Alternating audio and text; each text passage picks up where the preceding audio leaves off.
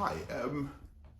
There is a story I would love to talk to you about, and it is in relation to a video that's actually going around of this woman, that's actually complaining that why are Baganda so much invested in talking to her in Luganda, thinking that she's in Uganda, and her allegations are like, because she's bleached her skin, she's often mistaken to be a person that speaks Luganda, and people come to her and greet her in Luganda, and she finds that really, really appalling, because for her, she says that there's so many tribes in Uganda, and different tribes should be, acknowledged by the language, But anyway, there's so many issues that she's alleging, But for me, what I really picked up from her story was that she is suffering like the rest of Uganda from that anger that they have towards Baganda, and the fact that the Luganda is one of those largely spoken language in Uganda, and people really expect everyone to kind of speak the language. But remember, Luganda is not the national language.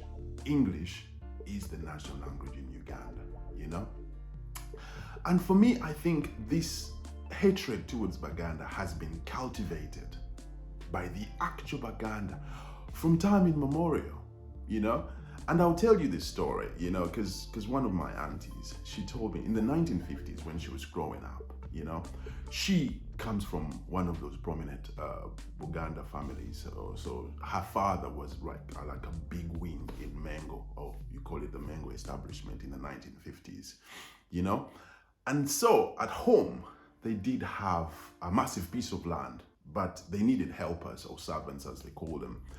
And at the time, the servants were Banyaranda. So there was this particular servant of theirs, he was called Munyunyu. So Munyunyu is like a Chinyaranda name, And so this guy was given a portion of the land, like a small portion on the fringes of their property, And he built his grass thatched house, and he lived there with the family. But his job was to kind of help around, the house and cultivate the land, basically like umupakasi, as they call him in Luganda.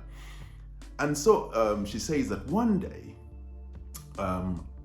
they were hungry, kids at home are hungry, and this guy had prepared a meal with his family, and on the fringes of the property, where they lived, she says that to get to their property, you had to go through this banana plantation, and on the other side, it's where this guy lived, but it was their land, basically, So the kids are like, oh my God, I think Munyunyu has cooked something. What we should do is just go and see if we can have some of the food that he's created, is cooked. So how Munyunyu had, according to her, had prepared matoke. Now matoke, how the Banyaranda do it is like they have a minweja matoke and bijanjalo, which are the beans, And they on the ground, because this is the 1950s, so this family was quite poor, and you can imagine, they're not really, really, really rich. They didn't even have utensils or plates.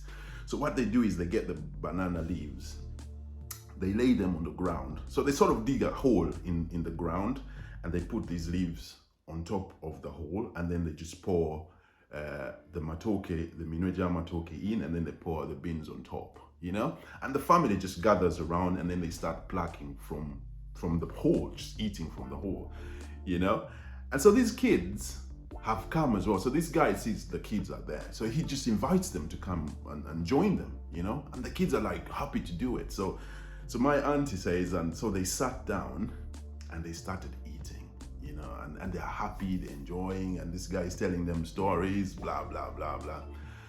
So their mom gets wind of what the kids are doing, So she's coming in a rage, she comes, she plucks the kids from this guy, takes them home and starts beating them, just whipping them.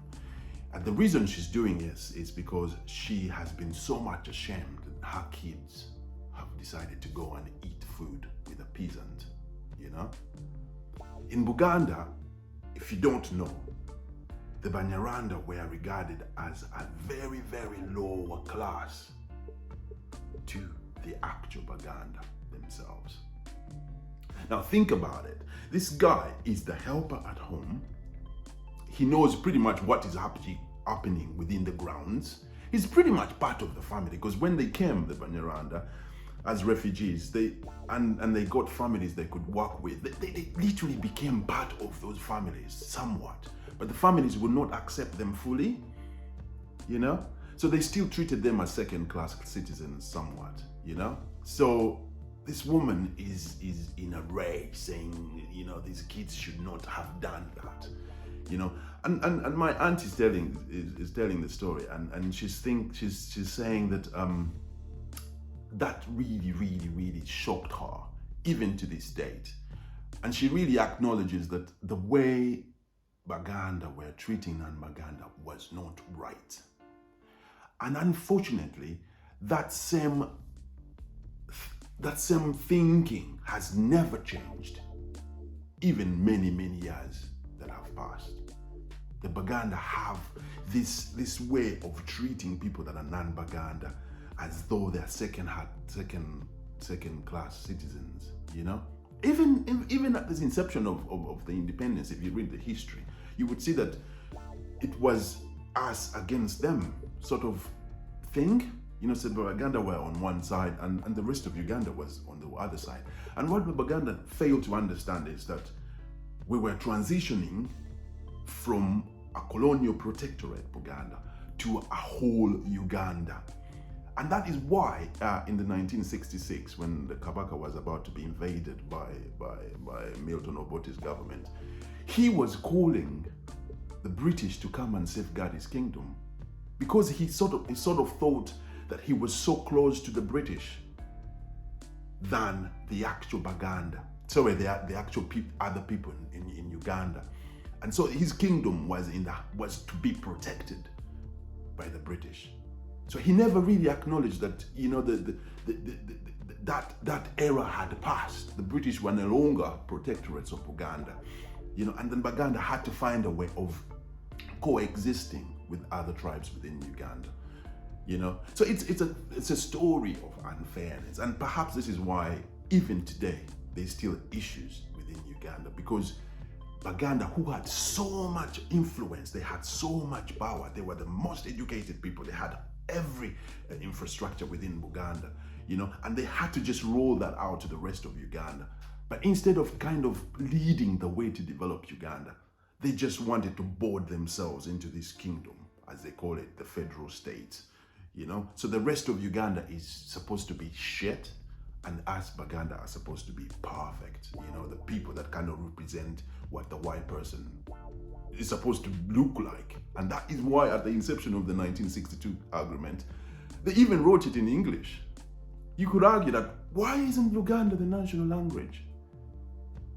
Luganda isn't the national language because the Baganda at the time were so much interested in speaking English that they thought Luganda shouldn't be the national language. So even in 1996, when they were creating the Museveni constitution, it was already laid down in stone. You know, you couldn't say Luganda, despite the fact that most people speak Luganda in Uganda. And it's a language that people should be proud of, genuinely. But most people are not. We'd rather speak English than the actual Luganda, you know?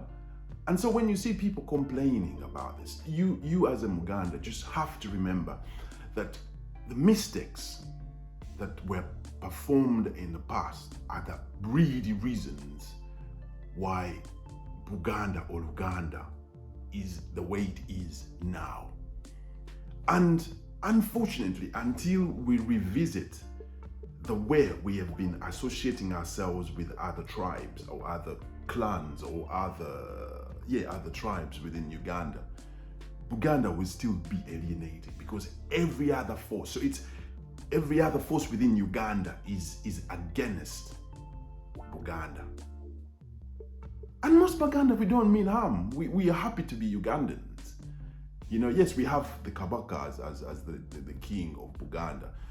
But we want to be Ugandans. We are happy to be Ugandans because if Uganda develops, we are all happy. If we have good infrastructure, if we have good hospitals, every Muganda is happy, every Ugandan is happy.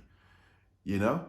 And that's what Mengo should be compounding into the hearts and the minds of Ugandans so that we don't appear to be a threat to other tribes. But until then, the moment you keep presenting Buganda as a threat to other communities, then these communities will continue fighting Buganda, and then Uganda will never develop to the extent that we want it to be.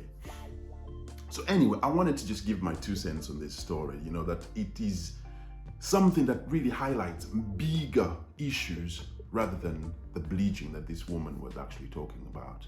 It's the hatred that other communities have towards Uganda, and it is compounded within the history of Uganda. And how do we change it? By trying to understand the whole complex history of Uganda, to come to an analysis that we need to change. The kingdom of Uganda needs to change, for example.